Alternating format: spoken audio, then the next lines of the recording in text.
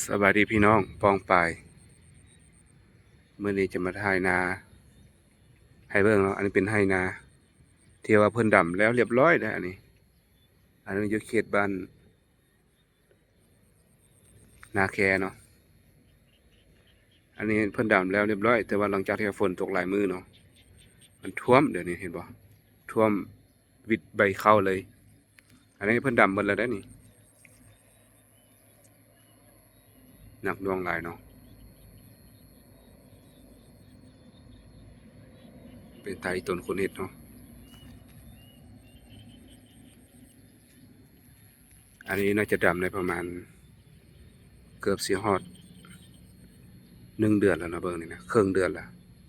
แต่ว่าซาปลายมือเนาะแต่ว่าฝนหลังจากที่ฝนตกหลายมื้อโอ้เถียงตัวนั้นเพิ่นก็หักก็เฮ็ดใหม่ได้เห็นบ่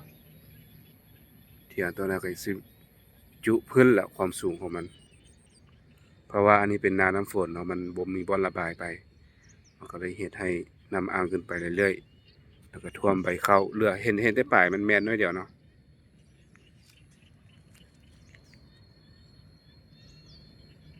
ส่วนทางผมก็เป็นทาง450 ปีรถเที่ยวไปเที่ยวมาเนาะอันนี้แต่ปีกายปีก่อนนี่อันนี้ก็เป็นนาคือกันเนาะแต่ว่าปีนี้เพิ่นถมเนาะหากกระถมว่าง2 เดือนผ่านมานี่ตัวนี้2 เดือนปลายผ่านมานี่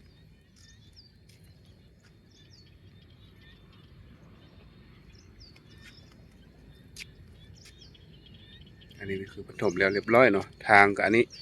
เป็นทางตัดออกไปใส่ทาง410 ปีเดี๋ยวนี้ก็ถือว่าฝนตกเฮ็ดให้ทางเปื้อนหลายเนาะ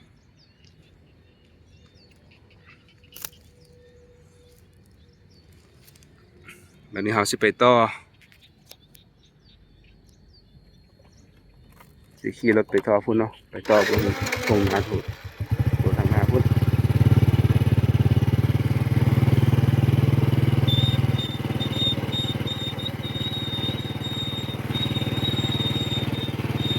อันนี้คือเถียงนาเพิ่นก็เฮ็ดใหม่มาตรงนี้เนาะน้ำจะท่วมขึ้นมา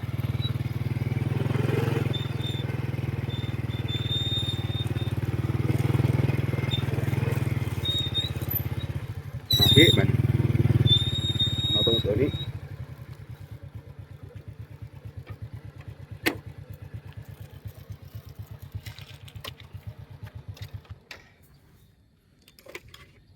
ตัวนี้ก็แต่ก่อนก็เป็นนาก็ยังเป็นนาอยู่เนาะตัวนี้แต่ว่า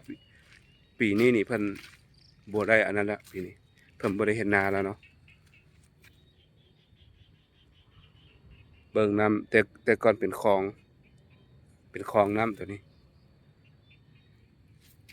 เดี๋ยวนี้น้ำล้นเลยน้ำล้นคลองจนพุ่นนาก็ถือว่าท่วมหมดเนาะเงินผู้ใดอยู่ต่ำนี่แสดงว่าท่วมหมดแถวนี้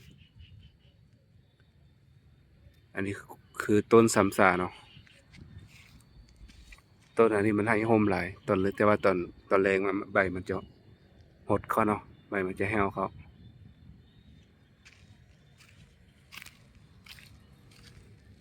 อันนี้คือน้ำท่วมนาเนาะ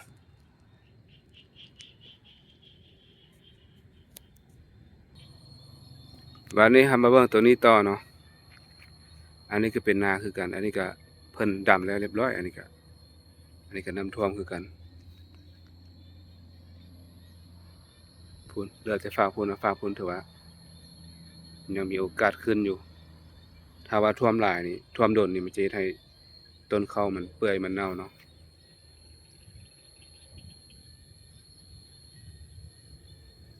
อันนี้คือบรรยากาศตอนแรงประมาณ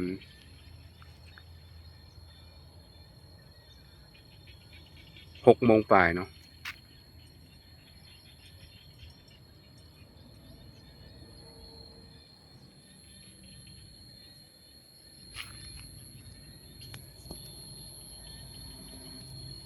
อันนี้คือผู้ถ่ายของผมกับบัวได้เนาะทรงผมนี่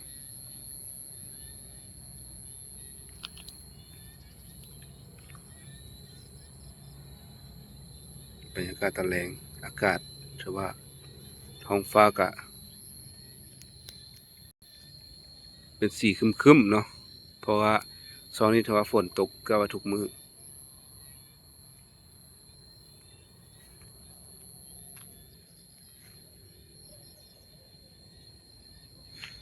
อันนี้ก็เรียกว่าหนักหน่วงเนาะฝนตกหลายมื้อเฮ็ดให้น้ำมันขังอยู่แล้วก็หลายขึ้นมาเรื่อยๆเนาะเฮ็ดให้น้ำบ่มีบ่อนระบายก็เฮ็ดให้มันท่วมต้นข้าวเนาะ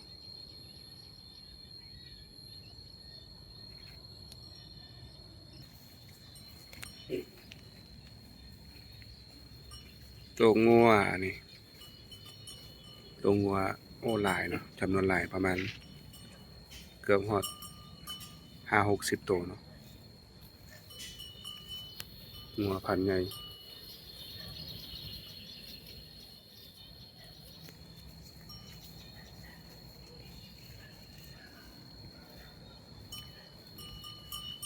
พันธุ์ใหญ่งัวพันธุ์ใหญ่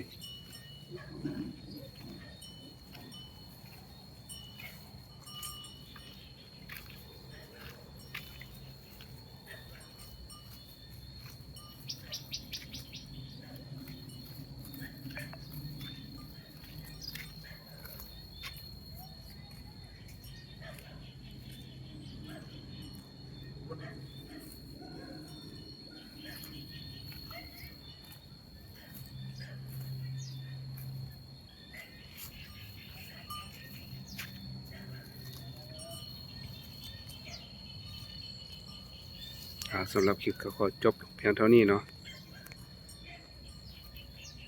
อย่าลืมกดติดตามเด้อทางช่อง YouTube เนาะขอขอบใจ